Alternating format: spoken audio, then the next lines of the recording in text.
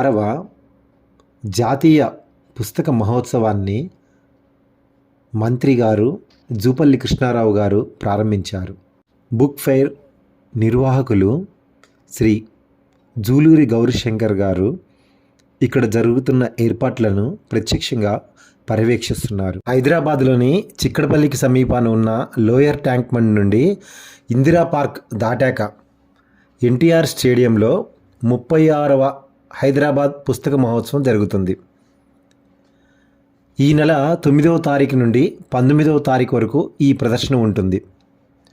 నేను వ్రాసిన వెన్నెల కిరణాలు కవితా సంపుటి, ప్రియ సమీరాలు కథా సంపుటి నవ తెలంగాణ వారి స్టాల్లో మరియు తెలుగు ప్రచురణ స్టాల్లో దొరుకుతాయి. పుస్తకం విజ్ఞానాన్ని అందించే భాండాగారం. పుస్తక పఠనం మనోవికాసకారకం.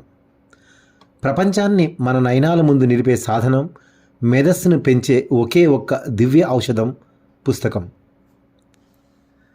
మనం చదవడమే కాకుండా పిల్లల్ని సైతం పుస్తకాలు చదవమని ప్రోత్సహించాలి.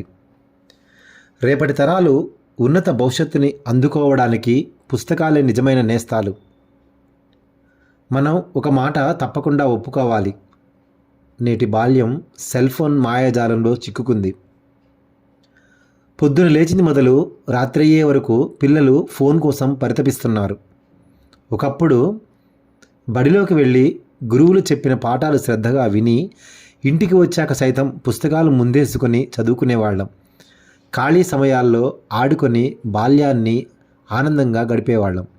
మహాత్మా గాంధీజీ, అబ్దుల్ కలాం, స్వామి వివేకానంద లాంటి పెద్దవాళ్ళు పుస్తకాల నుండి స్ఫూర్తి పొంది విజయాలు సాధించిన మాట వాస్తవం.